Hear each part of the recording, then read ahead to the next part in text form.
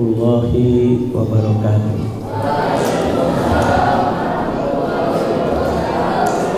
Bismillahirrahmanirrahim. Alhamdulillahirabbil alamin. Wassalatu wassalamu ala asyrafil anbiya'i wal mursalin sayyidina wa habibina wa maulana Muhammadin wa ala alihi wa sahbihi ajma'in. Asyhadu an la ilaha illallah wahdahu la syarikalah wa asyhadu anna Muhammadan abduhu wa rasuluh. Faqad qala Allah ta'ala fi kitabihil karim wa huwa asdaqul qailin. A'udzu billahi minasyaitonir rajim. Bismillahirrahmanirrahim. Wa idz ta'adzana rabbukum la in syakartum la azidannakum wa la in kafartum inna 'adzabi lasyadid. Para majelis guru yang saya hormati, seluruh pimpinan pondok pesantren ini yang saya hormati, Bapak dan Ibu dan seluruh santri baru, dan mudah-mudahan kita selalu dalam lindungan, ridho, rahmat dan keberkahan dari Allah Subhanahu wa Ta'ala. Sengaja acara ini kita adakan di awal atau di hari pertama Bapak Ibu mengantarkan putra putrinya di pondok pesantren ini. Kenapa? Karena supaya minimal Bapak Ibu tahu tempat pesantren dan lembaga pendidikan yang mana putra putri Bapak Ibu ya yang akan dipercayakan oleh Bapak Ibu atau yang Ibu percayakan kepada kami untuk mendidiknya. Bapak Ibu itu tahu ini Nurul Ilmi ini pesantren yang seperti apa ya. Insya Allah ya, kita akan menjelaskan secara ringkas tapi apa adanya. Kita insya Allah di sini tidak ada yang namanya ditutup-tutupi, karena ada satu konsep dalam pepatah Arab, bisorohah rohah. Sekali lagi ada konsep dalam bahasa Arab, bisorohah rohah. Apa itu artinya? Bisorohah dengan terus terang apa adanya. Di situ rohatun, terdapat ketenangan dan terdapat kenyamanan. Jadi insya Allah kalau Bapak Ibu sudah tahu sedikit banyak, walaupun mungkin belum 100% tentang Nurul Ilmi ini, minimal Bapak Ibu tenang menitipkan putra putri Bapak di pondok ini. Itu pertama kali yang saya sampaikan. Yang kedua, mungkin Bapak Ibu sedikit bertanya sejarah pondok ini seperti apa. Saya dan Umi, ya Umi diri mungkin ada yang nggak kenal, ini istri saya ya. Udah, saya dan Umi ini di Bojonggede ini bukan orang asli tinggal di sini. Saya pendatang. Saya ingat datang ke namanya kemana nih, ke Bojonggede ini pindah hari Selasa tanggal 6 Desember tahun 2003 yang lalu. Jadi 2003 yang lalu jalan, saya sudah baru jalan 21 tahun ya. Dulu saya sebelum di pondok ini ya, kebetulan saya dan Umi sama-sama lahir di Jakarta. Saya lahir di Tanah Abang tepatnya, yaitu ya kata ibu saya sekarang ada usianya sudah 91 tahun, tinggal di sini sekarang seminggu yang lalu ya pindah ke sini.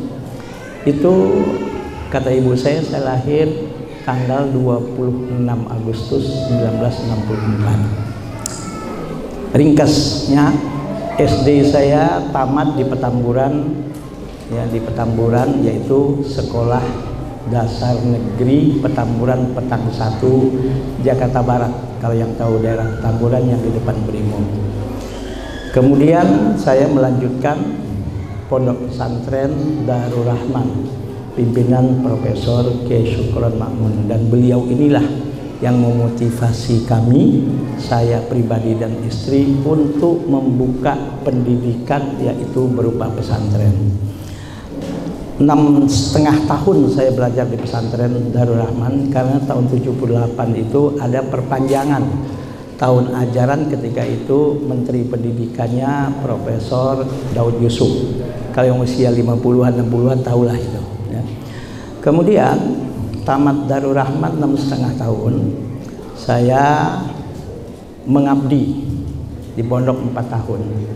Tahun 85 pindah Darul Rahman 2. Waktu itu saya dipindahkan tugas di Darul Rahman Dubliang. Saya bagian dapur, saya bagian sekolah. Pengalaman alhamdulillah jadi panitia ujian, jadi macam-macam di pondok. Ya, gaji guru pun sebagian saya yang ngatur.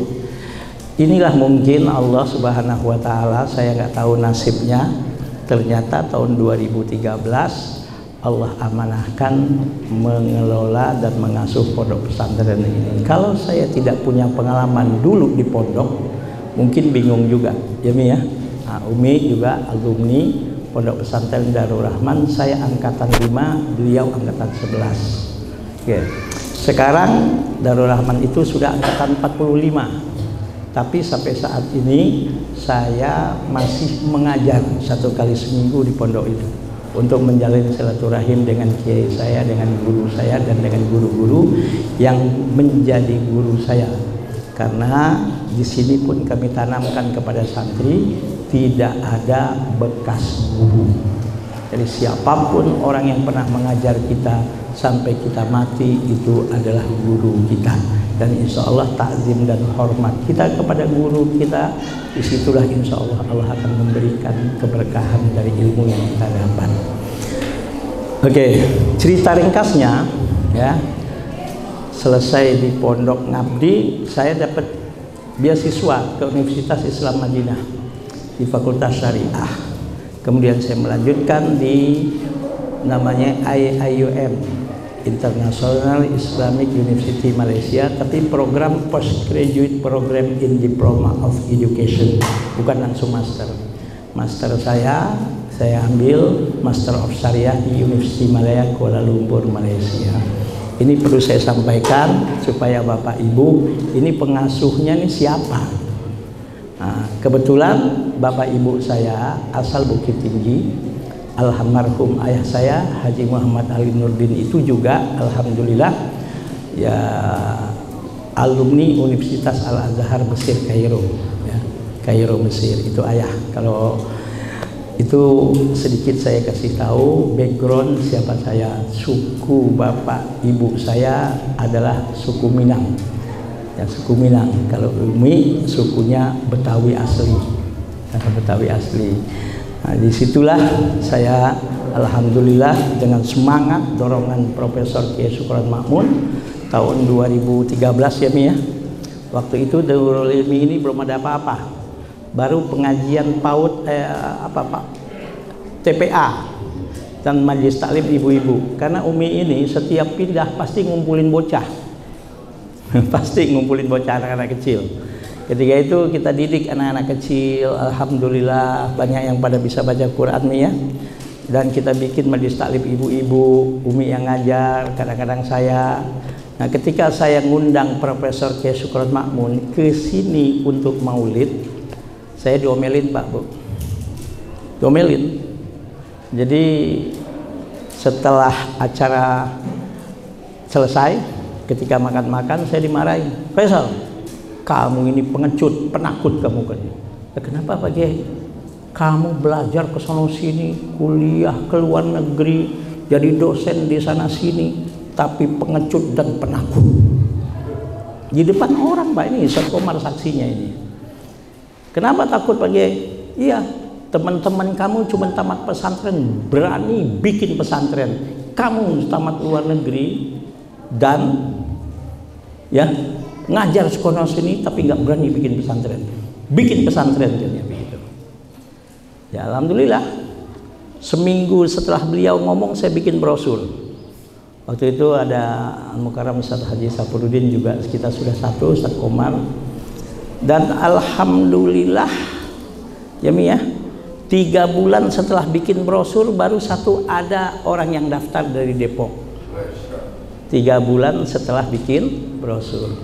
Kebetulan beliau umurnya nggak panjang, almarhum Ustadz Fauzan Amin, ya, Ustadz Fauzan Amin. Beliau angkatan 1 tahun 2022 kemarin meninggal dunia karena sakit apa namanya, tumor di usus besarnya. Kita doakan, ini almarhum santri pertama di Nurul Ilmi, anak Depok, ya. Kita doakan mudah-mudahan almarhum insya Allah diterima imannya, diterima amal soleh dan kebaikan dan ibadahnya, dimasukkan oleh Allah ke dalam surganya, dan mudah-mudahan insya Allah orang tuanya tabah dan sabar.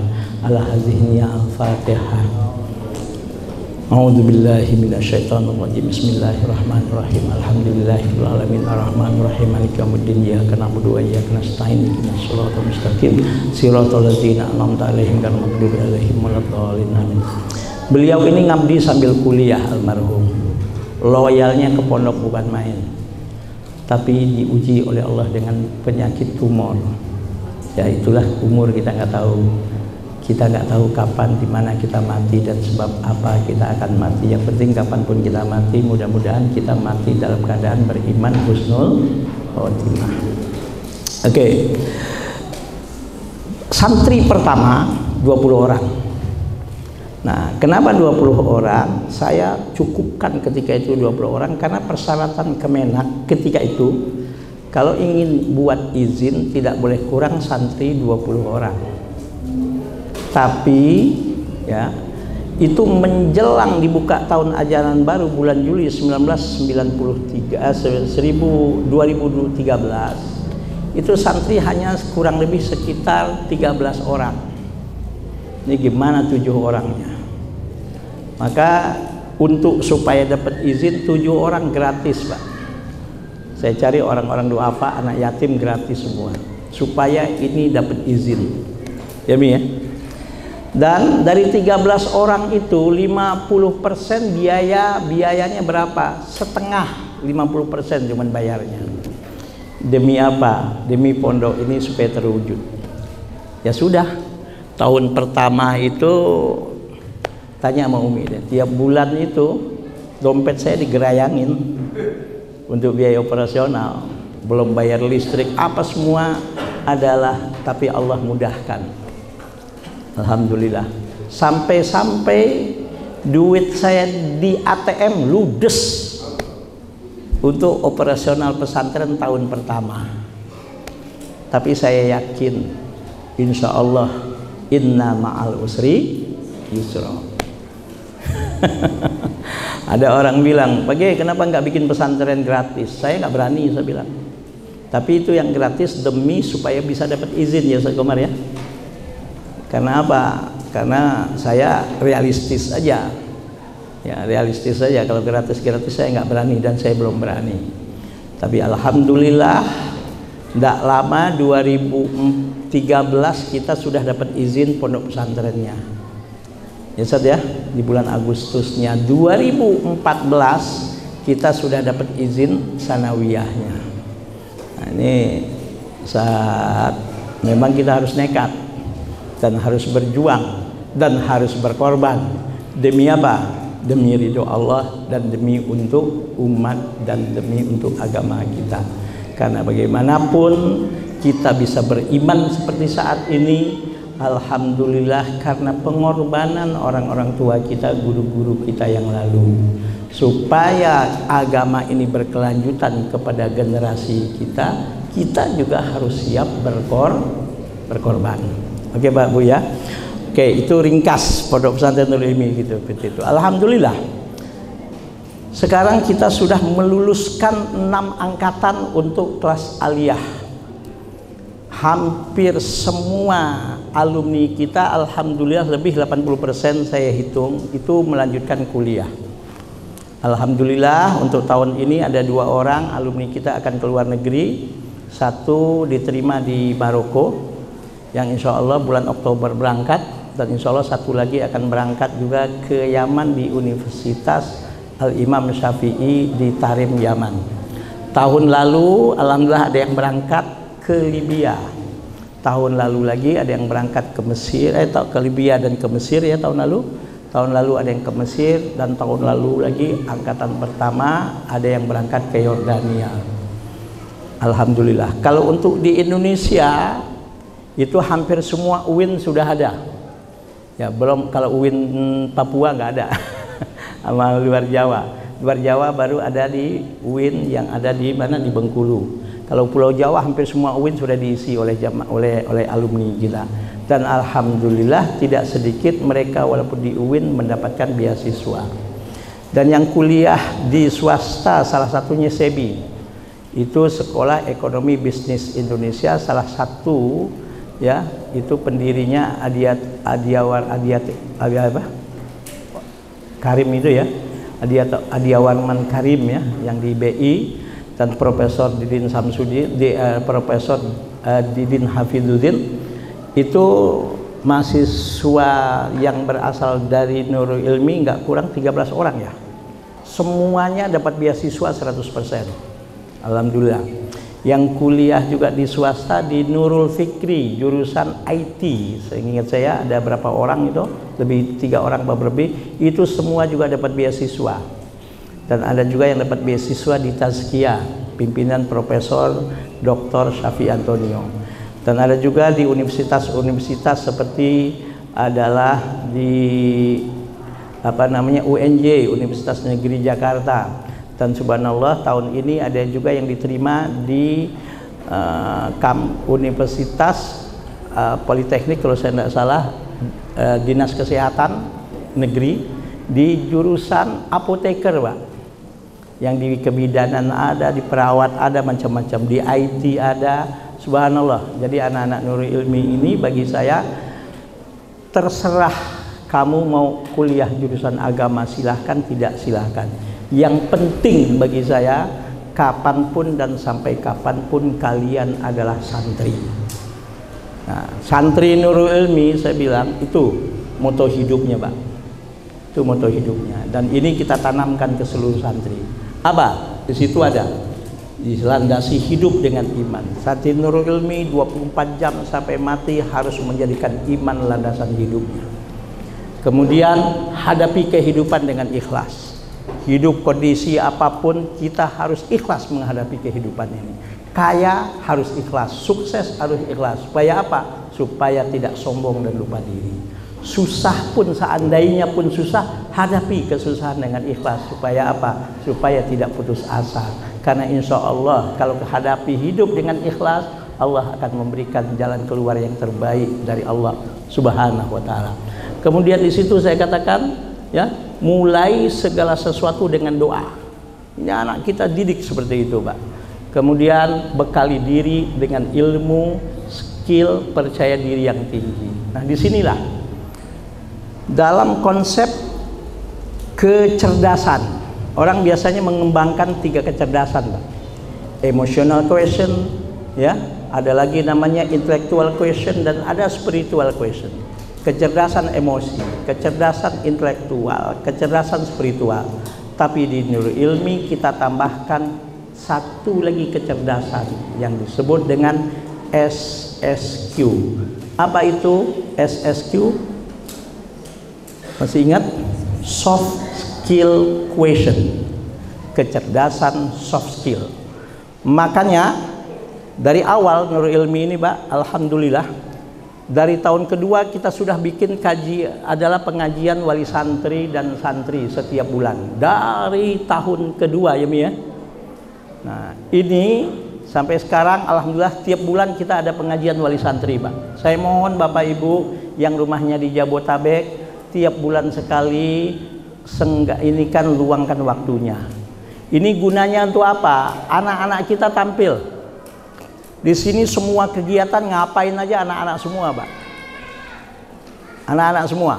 Yang laki-laki khutbah Jumat anak-anak di sini.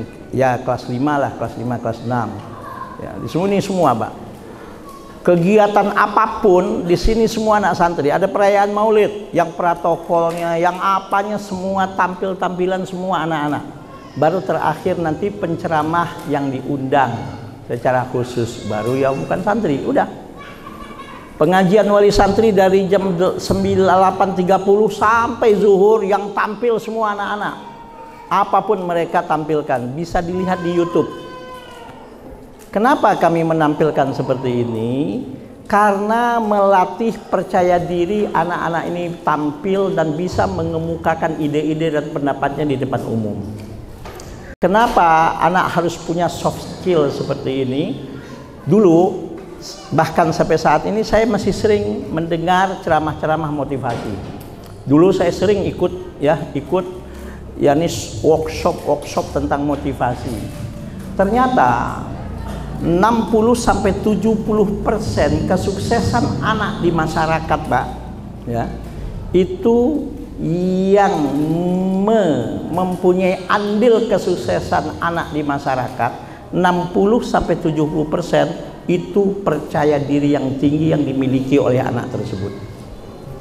Anak pintar bagaimanapun, S2, S3 bagaimanapun, tapi kalau nggak punya percaya diri yang tinggi, apalagi untuk tampil di depan orang, itu nggak berani dan nggak bisa ngomong gitu. Jadi inilah anak di sini kita, subhanallah, kita latih untuk menjadi manusia yang percaya diri yang tinggi. Bahkan dalam mas tadi itu, Mas Nurul Ilmi, Pak, itu bukan guru yang bikin. Itu saya nggak upah kepada orang. Mas Nurul Ilmi itu saya lombakan kepada santri berapa tahun yang lalu. Itu santri yang apa namanya, hasil dari lomba santri itu yang terbaik, itu yang kita jadikan Mas Nurul Ilmi. Jadi Mas Nurul Ilmi itu produk santri. Jadi nggak ada anak di sini kita bikin supaya aktif di masyarakat. Nah, di situ lagi saya bilang, ya, percaya diri yang kenapa anak harus punya skill? Karena berilmu bagaimanapun kalau nggak punya skill, nggak punya keterampilan juga, maaf, kadang-kadang di masyarakat bisa gagal. Ilmu skill nggak cukup kalau belum punya percaya diri yang tinggi. Paham, Mbak Bu? Ini moto yang harus dijalankan oleh setiap santri. Bahkan bukan hanya di pondok, sampai kamu keluar pondok pun moto ini tolong jalankan. Kemudian setelah itu adalah di situ jalin silaturahim seluas mungkin. Ini hadis Nabi. Man aroda ayub sato fi rizkihi wa yunsa fi atharihi falyasil rahimahu. Siapa orang yang ingin rezekinya diluaskan oleh Allah, hidupnya berarti, jalin silaturahim seluas mungkin. Ini kita jadikan moto bagi santri di Nurul Ilmi. Kemudian setelah yang pertama, kedua, ketiga, keempat, baru bekerjalah sesuai dengan aturan syariat. Sungguh-sungguh, jujur, kreatif, inovatif, dan profesional. Anak Nurul Ilmi kita latih insya Allah seperti itu, Bapak Ibu. Ya. Kemudian bertawakallah kepada Allah Subhanahu wa Ta'ala. Baru terakhir di situ akhlak karimah tetap dijaga. Insya Allah kesuksesan bersama kita, khususnya putra putri Bapak. Amin ya robbal alamin. Jelas Bapak Ibu? Jadi kalau Bapak Ibu bertanya sanadnya Nurul Ilmi ini kemana? Saya secara pribadi, Umi secara pribadi, istri saya, ya, sanad ngaji saya ke Profesor Kiai Haji Syukron Makmun. Dan alhamdulillah, ya, alumni Darul Rahman itu sudah mendirikan sekitar 120 pondok pesantren secara nasional di Indonesia. Salah satunya Nurul Ilmi. Karena kita punya namanya ikatan Formada, Forum Kerjasama Pesantren Alumni Darul Rahman. Kebetulan forum itu saya salah seorang ketuanya, bukan ketua umum tapi ketua, dan juga saya salah seorang pendiri dari forum itu. Jadi saya tahu, Pak. Jadi itulah Nurul Ilmi. Nah, ada yang bertanya bagaimana akidahnya Nurul Ilmi? Insya Allah akidah ahli sunnah wal jamaah. Itu tergambar dalam logo, Pak, lihat. Logo Nurul Ilmi hijau, kotak 4. 4 itu lambangnya adalah sumber hukum yang Al-Quran, Sunnah, Ijma' dan Qiyas. 4 apa? 4 sahabat kita mengakui keempat khulafaur rasyidin, yaitu Abu Bakar, Umar, Utsman dan Ali. Dan dalam fikih kita mengakui mazhab Abu Hanifah, Malik, Syafi'i dan Hambali. Sekalipun fikih yang kita praktekkan di sini adalah fikih mazhab Syafi'i. Hijau itu lambang kedamaian. Dan kita minta anak Nurul Ilmi nanti mampu mengembangkan dan menyebarkan ilmu, maka bintangnya bintang 8 itu ke seluruh penjuru untuk mengantarkan kepada kehidupan rahmatan lil alamin, yaitu kehidupan yang damai. Bintang 8-nya dibungkus dengan warna putih dalam berdakwah, dalam menyebarkan agama. Berdakwahlah, sebarkanlah agama itu dengan ikhlas lillahi ta'ala. Jelas, Pak? Nah, biru itu lambang sains, ilmu pengetahuan. Kemudian hijau masjid, yang namanya masjid itu lambang persatuan. Jadi kalau ingin lihat apa Nurul Ilmi, ya seperti itulah Nurul Ilmi. Dan insya Allah mudah-mudahan ini diridhoi oleh Allah Subhanahu wa Ta'ala. Oke. Kemudian program di sini Bapak Ibu 6 tahun. Ini tolong nih, penyakitnya tiap tahun ada aja ini. Kelas 9 lebay lah mulai macam-macam. Ya, itu di apa tuh? Diformulir Bapak Ibu, itu kan dia berjanji 6 tahun program. Karena pesantren dimanapun nggak ada yang program 3 tahun tuh nggak ada. Kalau ingin anaknya betul-betul ilmunya utuh-utuh. Gontor tuh 6 tahun. Darul Rahman termasuk 6 tahun. Semua pesantren, Darun Najah programnya juga 6 tahun kan toh? Semua pesantren itu 6 tahun. Oke, tolong diingat program 6 tahun. Kenapa 6 tahun? Karena kalau sanawiyah itu ilmu agamanya masih baru kulitnya, baru dasarnya. Ketika aliyah sudah mulai pengembangan. Ada di situ ilmu faraid, ada di situ ilmu balaghah, ada di situ namanya ilmu mantik, ada di situ namanya usul fikih, ada qawaidul fiqhiyah. Bahkan di situ ada namanya pelajaran pendidikan tarbiyah, usul tarbiyah, bahkan di situ ada pelajaran namanya amaliyatut tadris, praktek mengajar, bahkan di situ ada pelajaran yang namanya nanti fikih siasah, fikih politik dan macam-macam. Ada bidayatul mujtahid, fikih perbandingan. Ketika aliyah baru mulai pendalaman.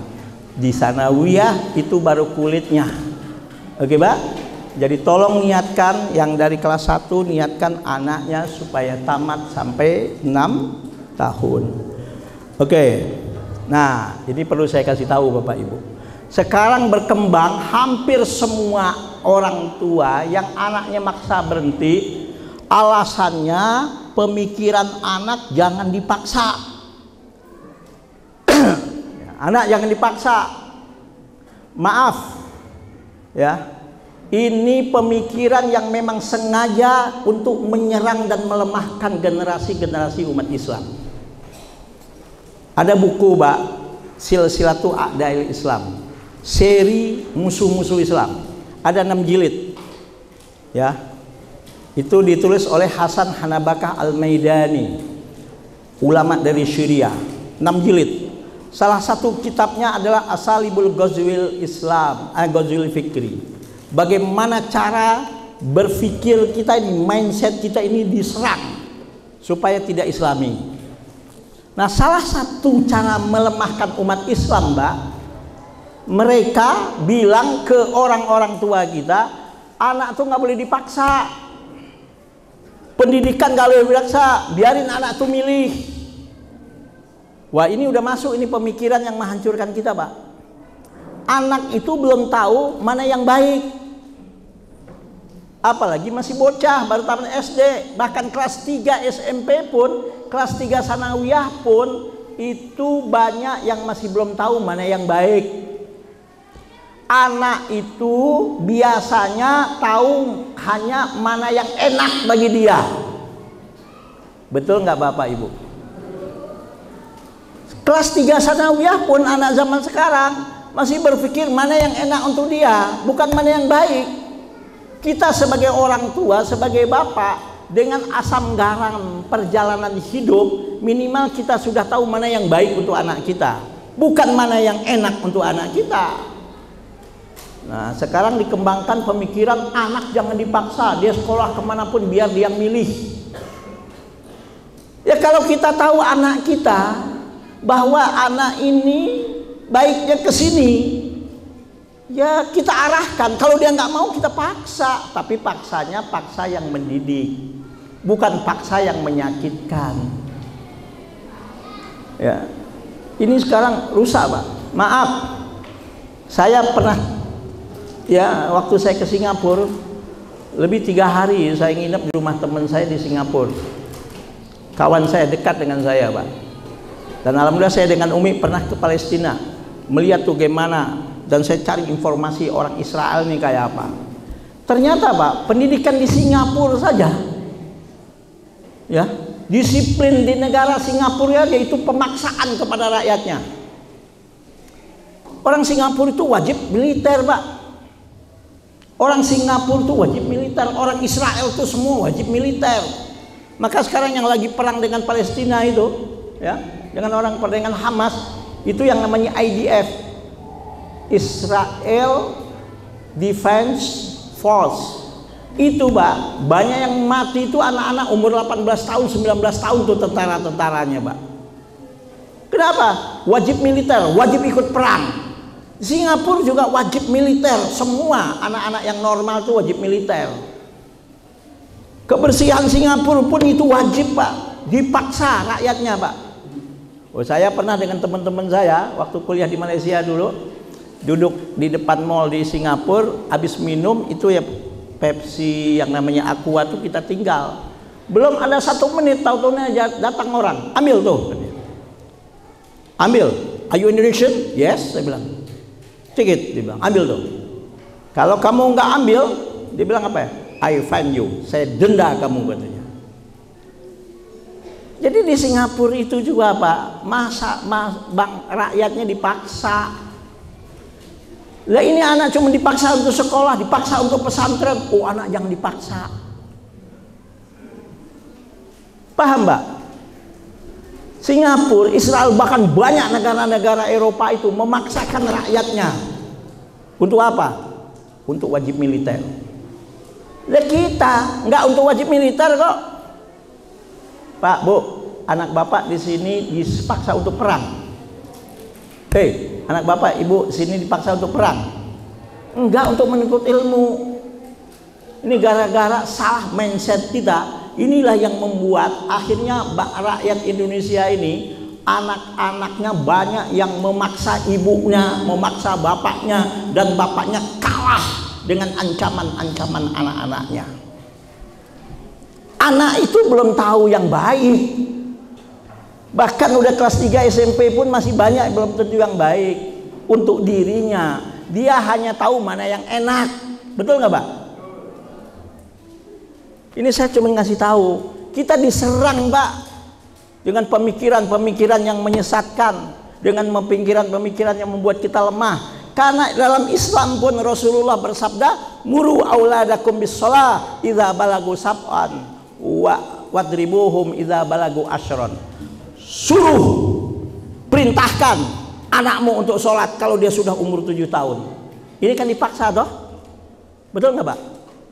Suruh, perintahkan anak kamu itu, jangan dibiarin kalau dia 7 tahun untuk sholat. Kalau 10 tahun masih belum sholat, pukul tuh anak, pukul. Tapi ulama mengatakan pemukulannya dorban muhadzaban, pemukulan yang mendidik, bukan pemukulan yang membuat dia cedera. Jelas, Pak? Jadi anak tuh perlu arahan. Anak itu kalau memang bandel masih susah juga perlu dipaksa. Saya masih ingat, ya, Umi juga cerita ternyata sama. Waktu saya kelas 3 sanawiyah di pesantren, naik kelas 4, saya mau berhenti. Ini emang penyakit kelas 3 dari dulu, Pak. Mau berhenti. Saya sendiri ngalamin. Untung dulu di pesantren saya masih ada pulang pergi. Kata bapak ibu saya, sudahlah pulang pergi aja dah, katanya. Saya coba 2 bulan. Capek. Mengeluh saya sama bapak ibu saya. Apa kata bapak ibu saya? Ya sudah, kalau kamu seandainya merasa capek pulang pergi, masuk lagi pondok. Wah, nggak mau, saya bilang. Apa kata bapak ibu saya? Kalau kamu nggak mau pesantren, nggak bapak pesantrenin, nggak bapak sekolahin, nganggur lo mau jadi apa, gembel terserah, kata bapak saya. Saya masih ingat, memang penyakit kelas 3 tuh seperti itu. Yang dipikir cuman karena baru mulai pencarian jati diri. Paham Bapak Ibu? Itu saya tanya sama Umi juga dulu begitu katanya. Kelas 3 juga mau berhenti ya? Sama, itu penyakit Pak. Maka jangan punya alasan, oh anak nggak boleh dipaksa, tak stres.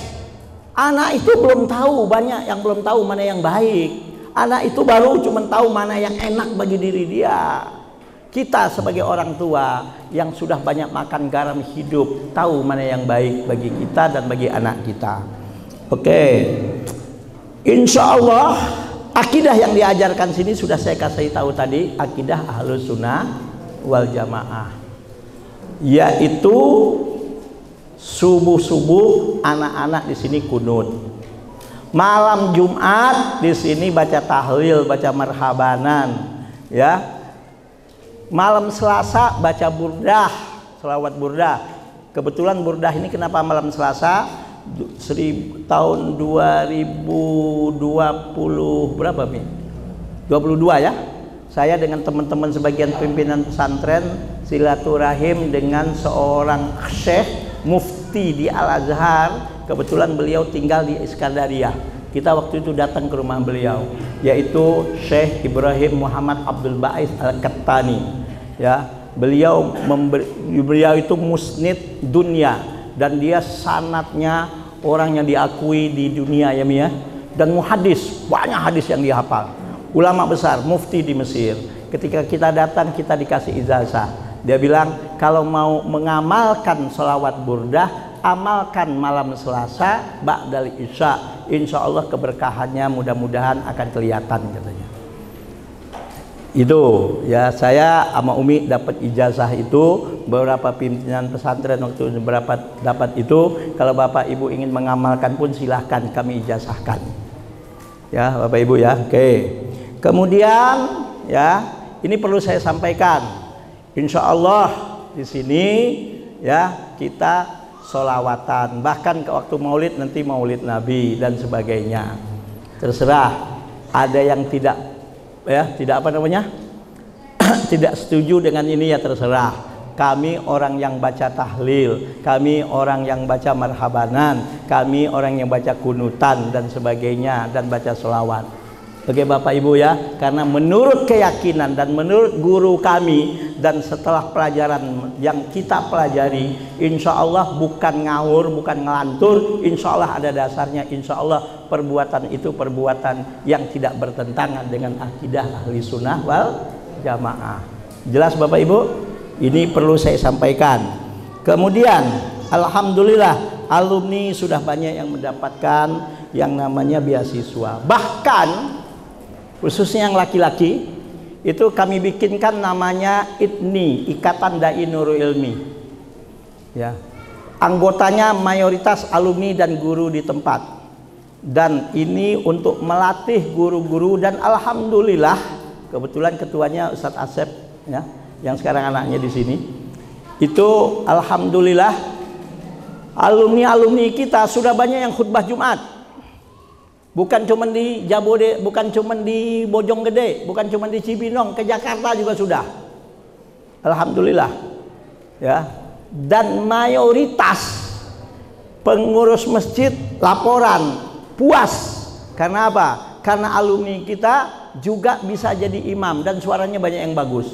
Dan hafalannya Bapak Ibu, alhamdulillah di sini kita punya program minimal 2 juz 1 tahun. Dan tidak sedikit yang hafal lebih 10 juz, bahkan sudah beberapa yang hafal 30 juz. Alhamdulillah. Kemudian lagi ya, saya dapat laporan dari pengurus ISNI, Ikatan Santri Nurul Ilmi ya, ini saya laporan insya Allah valid. Mayoritas alumni Nurul Ilmi itu walaupun cuma baru tamat pesantren, hampir tidak ada yang nganggur. Dipakai di masyarakat. Betul nggak Ustaz Yogi? Dipakai di masyarakat. Karena sistem saya Pak, saya didik anak Bapak Ibu, jangan cari-cari pekerjaan, buatlah pekerjaan agar orang bekerja dengan kalian. Ngapain? Kalau bisa jangan cari-cari kerjaan, bikin pekerjaan. Masa saya bilang nggak bisa bikin pekerjaan. Oh ya, azan dulu. Matiin dulu sebentar. Alhamdulillah ya, anak-anak kita prestasinya lumayan. Kalau Bapak Ibu mau tahu, pergi ke Asrama Putra, itu banyak banget itu yang namanya piala. Pergi ke MTS, banyak sekali piala. Bahkan bukan pernah, dan ini benar ya, ada perlombaan di Darul Mutakin. Darul Mutakin itu pondok pesantren cukup besar di Kabupaten Bogor, yang SPP-nya kalau tidak salah sekarang sekitar 2 juta itu SPP-nya ya, masuknya 25 juta. Anak Nurul Ilmi pernah ikut lomba Pak, itu bisa membawa 33 piala. Itu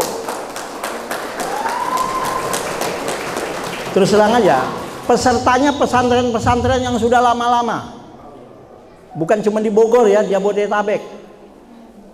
Itu pesertanya, kita 33 piala.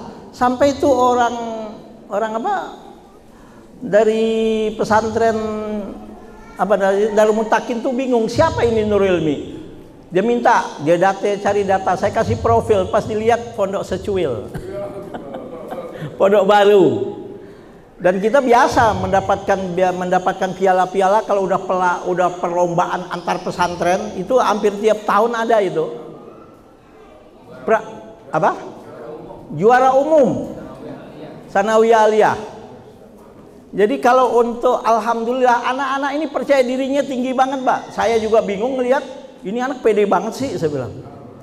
Itu tadi itu ya yang bahasa Arab coba gayanya kayak orang Arab aja.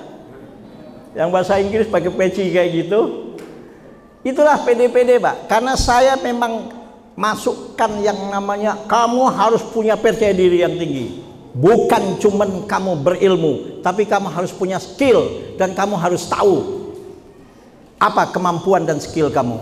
Alhamdulillah anak kita ada yang masuk di fakultas ya, di jurusan desain grafis. Alhamdulillah anak kita ada yang masuk di IT. Dan bukan hanya di agama. Ya Pak, di Asrama Putra itu sengaja kami sediakan tembok Pak, kosong tadinya. Silakan kamu lukis sendiri. Ada yang lukis Ma'had Nurul Ilmi, ada yang lukis pemain bola. Itu anak-anak semua. Kamu udah bosan nanti aku sendiri bikin lagi. Di sport center itu sengaja kita bikin di situ adalah apa namanya tembok kosong. Bikin bagaimana supaya pemandangan yang indah. Saya bilang anak-anak yang bikin semua Pak. Jadi kita di sini tidak ada yang namanya sering ngundang orang, ngebon orang, nggak ada. Anak-anak harus tampil dengan skillnya macam-macam.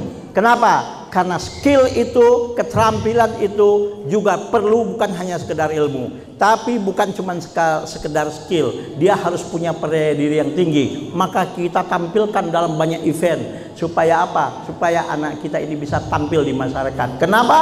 Karena moto kita siap dipimpin, siap memimpin. Jelas Pak?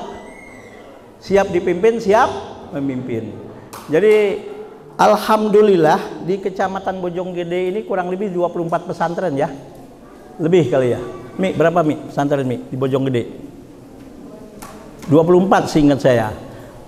Katanya sih, kata masyarakat dan bahkan ada informasi dari yang bisa dipertanggungjawabkan. Katanya di Bojonggede ini kalau Nurul Ilmi itu insya Allah pesantren yang bisa diandalkan. Alhamdulillah. Walaupun kita baru ya. Ini bukan kata saya, kata masyarakat. Bukan saya yang ngomong, kata masyarakat. Alhamdulillah alumni-alumninya baru 6 alumni sudah ada yang pergi dapat beasiswa ke luar negeri Pak. Baru 6 angkatan alumni sudah banyak yang dapat beasiswa di perguruan-perguruan tinggi Pak. Baru 6 angkatan alumni sudah banyak yang terjun ke masyarakat, sudah banyak yang menjadi penceramah-penceramah pada khotib-khotib, dan juga alhamdulillah yang putrinya pun tidak beda. Alhamdulillah kalau sudah bulan Ramadan itu saya dapat laporan langsung dari orang tua, Pak Kiai terima kasih, alhamdulillah anak saya tampil kultum di rumah, tampil imam di rumah. Bahkan banyak jamaah ketika anak saya yang tampil sampai menangis karena begitu terharu mendengar suara anak saya, katanya. Maaf, ini bukan hoax. Ya, ini bukan hoax. Kebetulan nih Ustadz Yogi ini alumni angkatan 3. Ramadan kemarin saya ceramah di Rawamangun. Kebetulan imamnya nggak datang, imam tarawehnya. Dia saya suruh jadi imam. Itu semua yang namanya jamaah, pengurusnya bilang, waduh, kalau di Rawamangun saya jadikan imam tetap, katanya. Betul Pak, ini bukan hoax. Jadi saya biasa kita di sini menampilkan anak-anak supaya dia kenal dirinya siapa, apa kemampuannya, apa skillnya, dan kita tanamkan percaya diri yang tinggi. Kenapa? Orang berilmu tinggi apapun, kalau nggak punya skill, apalagi nggak punya percaya diri yang tinggi, maaf, tidak akan bisa tampil di masyarakat, apalagi untuk menjadi pemimpin. Jelas Pak? Itu misi kita. Kemudian ya, alhamdulillah pondok ini Pak, kita pasang CCTV sampai Abu Bakar. Di sini pun pasang CCTV. Asrama Putri pasang CCTV. Asrama Putra pasang CCTV. Semuanya kita pasang CCTV. Kecuali kamar mandi. Ya, jadi insya Allah ya memang sih semua tidak ada yang sempurna. Pasti mereka lebih pandai ya. Alhamdulillah dengan itu keamanan insya Allah terjaga, mudah-mudahan dijaga oleh Allah. Kemudian saya minta dan kita minta kepada Bapak Ibu untuk ikut disiplin ya, kapan pulangnya ikut disiplin, jangan anak merengek langsung diapain, langsung ditangisin juga ya, makin jadi. Anak nangis, ditengokin ibunya, anak nangis, ibunya jadi. Udah sedih bagaimanapun anak nangis pura-pura aja gitu loh. Ini anak nangis, bapaknya nangis juga. Ya bagaimana bocah tuh nggak nangis. Tolong jangan sering ditengokin. Kalau ingin anak bapak itu betul-betul cepat dewasa, cepat mandiri. Jangan anak yang putra putri siap di pondok? Suaranya siap. Siap. Siap nggak siap? Harus siap. Siap. Yang laki belum suaranya. Yang laki siap. Siap. Oke. Ya. KBM insya Allah dimulai hari Senin tanggal 15 Juli. Sebelum 15 Juli ada masa orientasi pesantren atau santri. Anak lama, anak baru tiap tahun ada orientasi. Kita campur, kita gabung supaya mereka sudah kenal. Lomba-lomba ikut anak lama, anak baru, betul nggak? Tapi yang untuk anak baru ada lomba spesial khusus untuk mereka.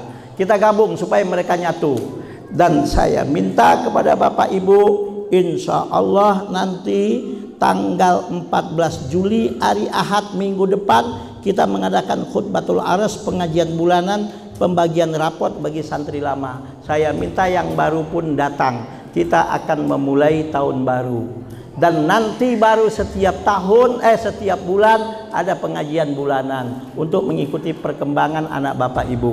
Dan alhamdulillah kita di sini membuka WhatsApp, yaitu WA group. Dan Bapak Ibu, saya juga termasuk admin. Ayo pesantren mana pengasuh mau jadi admin? Ya ada yang kritik saya, itu berani banget, nanti orang tua ada yang lunjak, biarinnya emang gue pikirin paling 1-2 saya bilang. Itu sama temen saya. Zaman sekarang keterbukaan Bapak Ibu. Zaman sekarang nggak ada yang diumpet-umpetin. Saya khawatir ada pesantren yang kadang-kadang diumpet-umpetin, pas pulang anaknya jadi musuh bapaknya. Betul nggak Pak? Ada nggak pesantren pas pulang jadi musuh ibunya? Ada nggak? Debat mulu bawaannya sama bapak ibunya. Kalau di sini kita transparan apa adanya. Yuk kita berdialog. Kenapa? Bisorohah roha, dengan terbuka dan dengan sifat keterbukaan, insya Allah kita akan mendapatkan ketenangan. Karena dalam ilmu nahu dikatakan apa? Wa amad dhammatu fatakunu alamatan li raf'i. Dhamma yadumu, bersatu, bersinergi, tanda untuk kita maju. Wa amal, ya di situ wa amad dhammatu wa amas sukunu fayakunu alamatan lil jazmi. Tenang, diam, tidak gerasa gerusu. Insya Allah itu sebagai tanda untuk kita jazmi, kuat dan gampang untuk digoyah. Kemudian wa amal fathatu fatakunu alamatan lil nasbi. Fathah, keterbukaan, tapi nggak semua harus dibuka.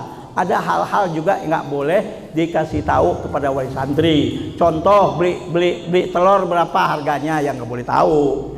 Masa semua beras berapa, yang nggak boleh tahu. Itu urusan kita, ya kan toh? Fathah bersifat keterbukaan. Ulama nahu mengatakan fatakunu alamatan lin nasbi. Untuk kita bisa nancep kuat, kita harus terbuka. Wa amal kasrotu fatakunu alamatan lil jarri atau lil khafdi.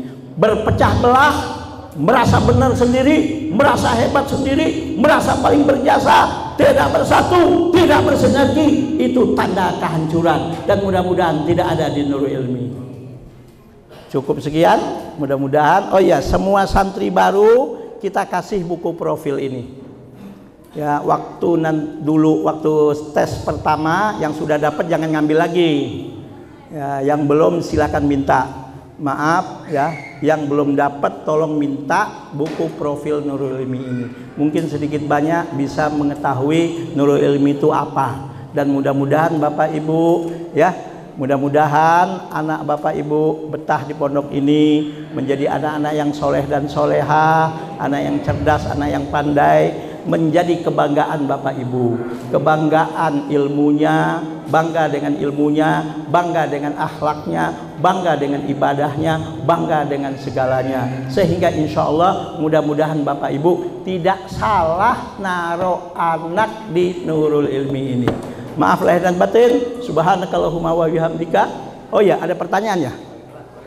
Oh ya, wali kelas. Wali kelas 71 yang perempuan itu Ustazah Nabila Nasution. Oh ya, Ustazah hafalan Quran berapa juz? Hah? 15 juz. Ya. Ada lagi sebetulnya Ustazah yang hafal 30 juz, yang alumni baru kemarin. Ini 18 juz ya. Alhamdulillah. 15 juz. Ini wali kelas 71. Wali kelas 72 siapa? Diri. Kesono. Nah, ini Ustadz Yogi ini alumni Nurul Ilmi angkatan 3. Kalau ini angkatan 6 ya. Alhamdulillah ini Pak penceramah Pak. Penceramah. Suaranya juga bagus. Kalau nggak percaya undang jadi khotib Jumat untuk jadi imam sekaligus. Kalau nggak percaya di kantor atau di tempat Bapak. Kalau nggak percaya silahkan buktiin. Sebetulnya ada lagi, banyak lagi. Salah satunya udah duduk. Ya, jadi Ustadz yang lain juga banyak bisa, tapi diantaranya beliau. Salah satunya wali kelas 4 putra, karena ada yang memasukkan kelas 4 siapa? Ustadz Muntamar. Nah ini Ustadz senior nih. Nah Ustadz senior, sono mana bukannya? Ini 4 tuh. Oke, suaranya bagus ini Kori ini. 4 putri siapa? Siapa? Ustazah Eva ya. Ini istrinya Ustadz Komar, kepala sekolah. Saya rasa cukup ya. Apalagi ada pertanyaan, silahkan dikasih 3 pertanyaan, setelah itu kita tutup. Oh ya, 8 yang pindahan ada. 8 putra, siapa wali kelasnya? Fawaz. Ya, sonong mendap sana. 8 putri. Ustazah Nadila Pratiwi. Oke, udah ya. Oke. Ada pertanyaan, silahkan, kalau enggak kita tutup. Silakan Pak.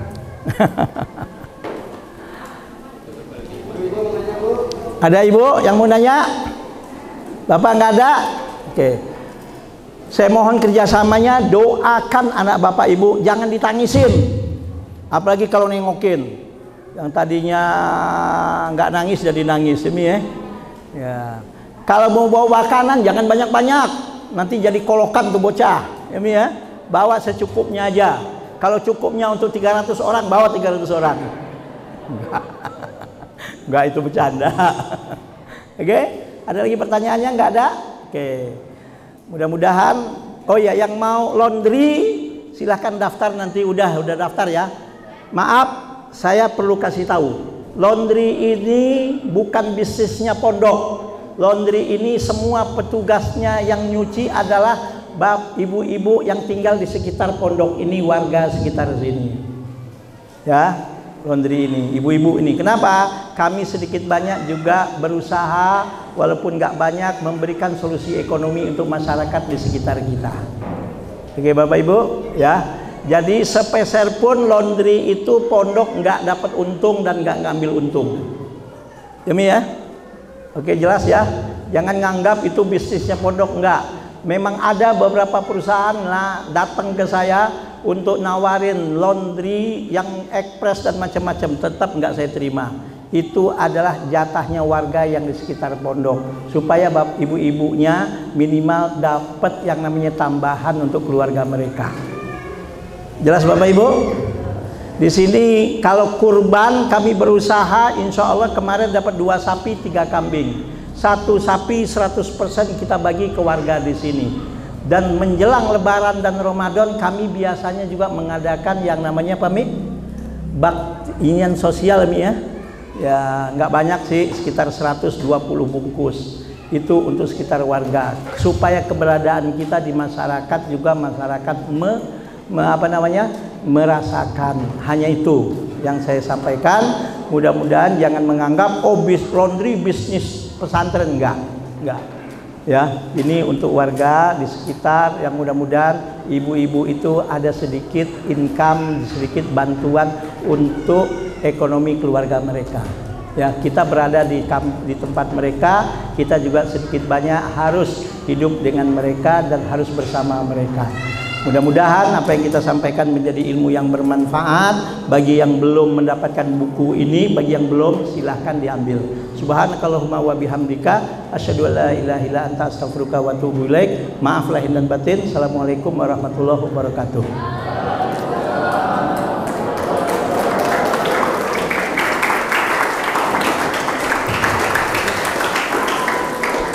Aduh.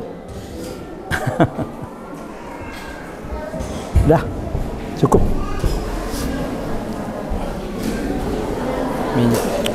Oh ya, perlu saya sampaikan, maaf.